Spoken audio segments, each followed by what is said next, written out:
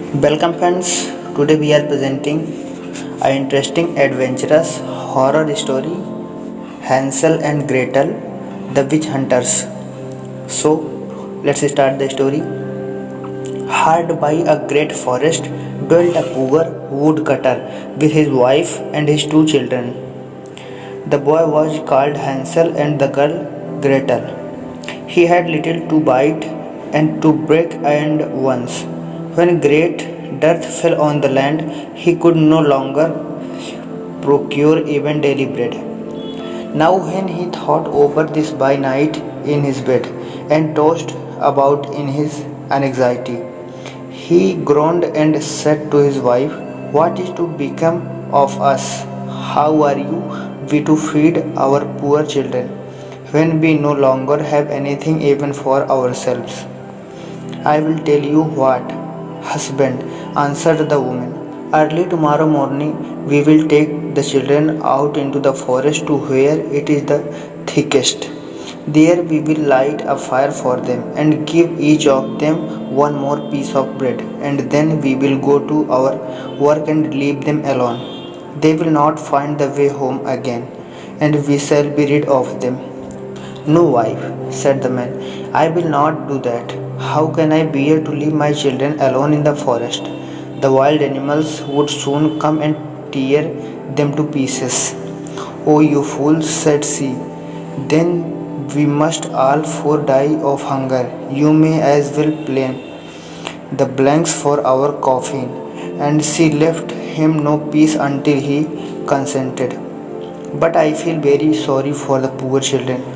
"All the same," said the man. The two children had also not been able to sleep for hunger, and had heard what their stepmother had said to their father. Gretel wept bitter tears and said to Hansel, "Now all is over with us." "Be quiet, Gretel," said Hansel. "Don't distress yourself. I will soon find a way to help us." And when the old folk had fallen asleep, he got up, put on his little coat, opened the door below, and crept outside. The moon shone brightly, and the white pebbles which lay in front of the house glittered like real silver pennies. Hansel stooped and stuffed the little pocket of his coat with as many as he could get in. Then he went back and said to Gretel, "Be comforted, dear little sister, and sleep in peace. God will not forsake us." And he lay down again in his bed. When day dawned, but before the sun had risen, the woman came and awoke the two children, saying, "Get up, you sluggard. We are going into the forest to fetch wood." She gave each a little piece of bread and said, "There is something for your dinner, but do not eat it up before then, for you will get nothing else." Gretel took the bread under her apron, as Hansel had the pebbles in his pocket. Then they all set out together on the way to the forest. When they had walked a short time, Hansel stood still and peeped back at the house, and did so again and again. His father said, "Hansel, what are you looking at there and staying behind for? Pay attention and do not forget how to use your legs." "Ah, father," said Hansel, "I am looking at my little white cat, which is sitting up on the roof and wants to say goodbye to me." The wife said, "Fool, that is not your little cat. That is the morning sun, which is shining on the chimneys." Hansel, however, had not been looking back at the cat, but had been constantly throwing one of the white pebble stones out of his pocket on the road. When they had reached the middle of the forest, the father said, "Now, children, pile up some wood, and I will light a fire that you may not be cold." Hansel and Gretel gathered brushwood together, as high as a little hill. The brushwood was lighted, and when the flames were burning very high, the woman said, "Now, children, lay yourself down by the fire and rest. We will go into the forest and cut some wood. When we have done, we will come back and fetch you away." Hansel and Gretel sat by the fire, and when noon came, each ate a little piece of bread, and as they heard the strokes of the wood axe, they believed that their father was near. It was not the axe, however, but a branch which he had fastened to a withered tree, which the wind was blowing backward and forwards. And as they had been sitting such a long time, their eyes closed with fatigue, and they fell fast asleep. When at last they awoke, it was already dark night. Gretel began to cry and said, "How are we to get out of the forest now?" But Hansel comforted her and said, "Just wait a little until the moon has risen, and then we will soon find the way." And when the full moon had risen, Hansel took his little sister by the hand and followed the pebbles which shone like newly coined silver pieces and showed them the way. They walked the whole night long, and by break of day came once more to their father's house. They knocked at the door, and when the woman opened it and saw that it was Hansel and Gretel, she said, "You naughty children, why have you slept so long in the forest? We thought you were never coming back at all." The father, however, rejoiced, for it had cut him to the heart to leave them behind alone. Not long afterwards, there was once more great dearth throughout the land, and the children heard their mother saying at night to their father, "Everything is eaten again. We have one half loaf left, and that is the end. The children must go. We will take them farther into the wood, so that they will not find their way out again. There is no other means of saving ourselves." The man's heart was heavy, and he thought, "It would be better for you to share the last mouthful with your children." The woman, however, would listen to nothing that he had to say, but scolded and reproached him. He who say a must say be.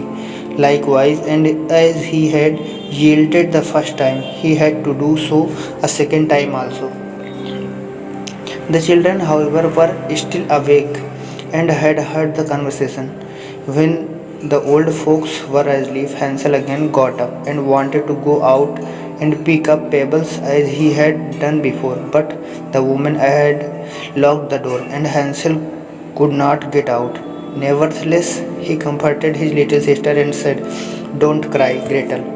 Go to sleep quietly. The good God will help us." Early in the morning came the woman and took the children out of their beds. Their piece of bread was given to them, but it was still smaller than the time before. On the way into the forest, Hansel crumbled in his pocket and often stood still and threw a morsel on the ground. "Hansel, why do you stop and look round?" said the father. "Go on, I am looking back at my little pigeon, which is sitting on the roof and wants to say goodbye to me," answered Hansel. "Fool," said the woman, "that is not your little pigeon. That is the morning sun that is shining on the chimney." Hansel, however, little by little, threw all the crumbs on the path. The woman led the children still deeper into the forest, where they had never in their lives been before. Then a great fire was again made, and the mother said, "Just sit there, you children, and when you are tired, you may sleep a little. We are going into the forest to cut wood, and in the evening, when we are done, we will come and fetch you." When it was noon, Gretel shared her piece of bread with Hansel, who had scattered his by the way. Then they fell asleep, and evening passed, but no one came to the poor children. They did not awake until it was dark night, and Hansel comforted his little sister and said, "Just wait, Gretel, until the moon rises, and then we shall see the crumbs of bread which I have strewn about. They will show us our way home again." When the noon came, they set out, but they found no crumbs, for the many thousands of birds which fly about in the woods and field had picked them all up. Hansel said to Gretel, "We shall soon find the way." But they did not find it. They walked the whole night and all the next day to from morning till evening, but they did not get out of the forest and were very hungry, for they had nothing to eat but two or three berries which grew on the ground, and as they were so weary that their legs would carry them no longer, they lay down beneath a tree and fell asleep. It was now 3 mornings since they had left their father's house. They began to walk again, but they always came deeper into the forest, and if help did not come soon, they must die of hunger and weariness. When it was midday, they saw a beautiful snow white bird sitting on a buff, which sang delightfully that they stood still and listened to it. And when its song was over, it spread its wing and flew away before them, and they followed it until they reached a little house on the roof of which it alighted. And when they approached the little house, they saw that it was built of bread and covered with cakes, but that the windows were of clear sugar. We will set to work on that, and said Hansel, and have a good meal. I will eat a bite of the roof, and you, Gretel, can eat some of the window. It will taste sweet. Hansel reached up above and broke off a little of the roof to try how it tasted, and Gretel leaned against the window and nibbled at the panes. Then a soft voice cried from the parlor, "Nibble, nibble, gnaw, who is nibbling at my little house?" The children answered, the wind, the heaven born wind, and went on eating without disturbing themselves. Hansel, who liked the taste of the roof, tore down a great piece of it, and Gretel pushed out the whole of one round window pane, sat down and enjoyed herself with it. Suddenly the door opened, and a woman as old as the hills, who supported herself on crutches, came creeping out. Hansel and Gretel were so terribly frightened that they let fall what they had in their hands. The old woman, however, nodded her head and said, "Oh, you dear children, who has brought you here? Do come in and stay with me. No harm shall happen to you." She took them both by the hand and led them into her little house. Then good food was set before them, milk and pancakes with sugar, apples and nuts. Afterward, two pretty little beds were covered the clean white linen, and Hansel and Gretel lay down in them and thought they were in heaven. The old woman had only pretended to be so kind. She was in reality a wicked witch who lay in wait for children, and had only built the little house of bread in order to entice them there. When a child fell into her power, she killed it, cooked and ate it, and that was a feast day with her. Witches have red eyes and cannot see far, but they have a keen scent like the beasts, and are aware when human beings draw near. When Hansel and Gretel came into the neighborhood, she laughed with malice and said mockingly, "I have them, they shall not escape me again." Early in the morning, before the children were awake, she was already up, and when she saw both of them sleeping and looking so pretty, with their plump and rosy cheeks, she muttered to herself, "That will be a dainty mouthful." Then she seized Hansel with her shriveled hand, carried him into a little stable, and locked him in behind a grated door. Scream as he might, it would not help him. Then she went to Gretel, shook her till she awoke, and cried, "Get up, lazy thing, fetch some water and cook something good for your brother. He is in the stable outside, and is to be made fat. When he is fat, I will eat him." Gretel began to weep bitterly, but it was all in vain, for she was forced to do what the wicked witch commanded. And now the best food was cooked for poor Hansel, but Gretel got nothing but crabshells. Every morning the woman crept to the little stable and cried, Hansel, stretch out your finger that I may feel if you will soon be fat. Hansel, however, stretched out a little bone to her, and the old woman, who had dim eyes, could not see it, and thought it was Hansel's finger, and was astonished that there was no way of fattening him. When 4 weeks had gone by and Hansel still remained thin, she was seized with impatience and would not wait any longer. Now, then, Gretel, she cried to the girl, stir yourself and bring some water. Let Hansel be fat or lean tomorrow. I will kill him and cook him. Ah, how the poor little sister did lament when she had to fetch the water, and how her tears did flow down her cheeks. Dear God, do you help us? She cried. If the wild beasts in the forest had but devoured us, we should at any rate have died together. Just keep your noise to yourself, said the old woman. It won't help you at all. Early in the morning, Gretel had to go out and hang up the cauldron with the water and light the fire. We will bake first, said the old woman. I have already heated the oven and kneaded the dough. She pushed poor Gretel out to the oven, from which flames of fire were already darting. Creep in, said the witch, and see if it properly heated so that we can put the bread in. And once Gretel was inside, she intended to shut the oven and let her bake in it, and then she would eat her too. But Gretel saw what she had in mind and said, I do not know how I am to do it. How do I get in? Silly goose, said the old woman. The door is big enough. Just look, I can get in myself. And she crept up and thrust her head into the oven.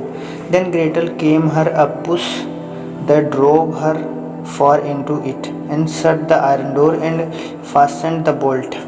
Oh, then she began to howl quite horribly, but Gretel ran away, and the godless witch was miserably burned to death. Gretel, however, ran like lightning to Hansel, opened his little stable, and cried, Hansel, we are saved. The old witch is dead. Then Hansel sprang like a bird from its cage. When the door is opened, how they did rejoice and embrace each other and dance about and kiss each other. And as they had no longer any need to fear her, they went into the witch's house, and in every corner there stood chests full of pearls and jewels. There are far better than pebbles, said Hansel, and thrust into his pockets whatever could be got in. And Gretel said, I too will take something home with me, and filled her pinafore full.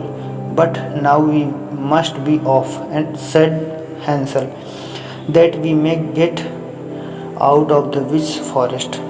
When they had walked for 2 hours, they came to a great stretch of water. We cannot cross, said Hansel. I see no foot plank and no bridge. And there is also no ferry, answered Gretel, but a white duck is swimming there. If I ask her, she will help us over. Then she cried, little duck, dost thou see, Hansel and Gretel are waiting for thee. There's never a plank or bridge in sight. Take us across on thy back so white. The duck came to them, and Hansel seated himself on its back and told his sister to sit by him. No, replied Gretel, that will be too heavy for the little duck. She shall take us across, one after the other. The good little duck did so, and when they were once safely across and had walked for a short time, the forest seemed to be more and more familiar to them, and at length they saw from afar their father's house. Then they began to run, rushed into the parlor, and threw themselves round their father's neck. The man had not known one happy hour since he had left the children in the forest. The woman, however, was dead. Gretel emptied her pinafore and until pearls and precious stones ran about the room, and Hansel threw one handful after another out of his pocket to add to them. Then all anxiety was at an end, and they lived together in perfect happiness. My tale is done. There runs a mouse, whosoever catches it may make himself a big fur cap out